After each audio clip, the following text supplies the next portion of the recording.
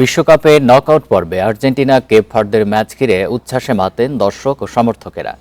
ঢাকা বিশ্ববিদ্যালয়ের টিএসসি চত্বর ও বিভিন্ন হল রাতভর মুখরিত ছিল আর্জেন্টিনা ভক্তদের পদচারণায়। কঠিন লড়াইয়ের পর আর্জেন্টিনা ৩-২ গোলে জয় পেলে উল্লাসে মেতে ওঠেন সমর্থকেরা। এর আগে রাত ১২টা থেকে বাঁশি, ভুবুজেলা সহ বিভিন্ন উপকরণ নিয়ে দলে দলে টিএসসিতে ভিড় করে ভক্ত সমর্থকেরা। নকআউট পর্বের প্রথম ম্যাচে এবারের বিশ্বকাপে চমক দেখানো কেপ ভার্দের মুখোমুখি ডিফেন্ডিং চ্যাম্পিয়ন আর্জেন্টিনা। মায়ামির হার্ড রক স্টেডিয়ামের দর্শকদের মতোই ঢাকা বিশ্ববিদ্যালয় ক্যাম্পাসে ছিল টানটান উত্তেজনা।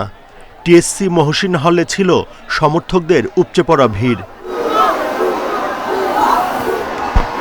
ম্যাচের ২৮ মিনিটে মেসি নিখুঁত শটে গোল করলে টিএসসিতে উপস্থিত আর্জেন্টিনা সমর্থকদের মধ্যে আনন্দের বন্যা বয়ে যায়।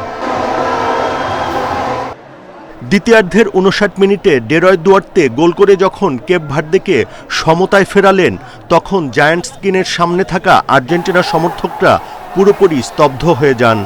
অনেকের মাথায় হাত উঠে যায়। ঠিক সেই মুহূর্তে মাঠে উপস্থিত ব্রাজিল সমর্থকরা উল্লাসে ফেটে পড়েন। তারা আর্জেন্টিনাকে উদ্দেশ্য করে ভুবুজেলা বাজিয়ে দুয়ো দিতে শুরু করেন।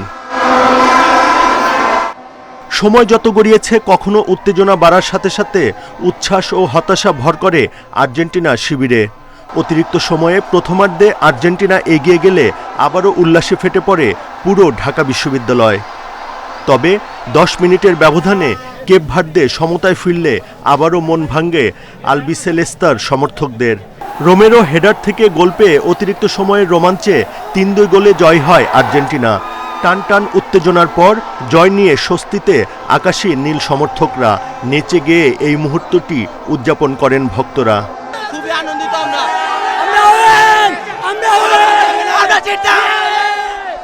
এত হাড্ডাহাড্ডি লড়াইয়ের সাথে আমরা যে অবশেষে জিততে পেরেছি, ওদের গোলরক্ষকটা ভালো ছিল, এটা বলতে হয়। আমি একদিক থেকে খুশি যে আর্জেন্টিনা রাউন্ড অফ 16 বা 18 যাওয়ার আগে একটা রিয়েলিটি চেক খাইছে।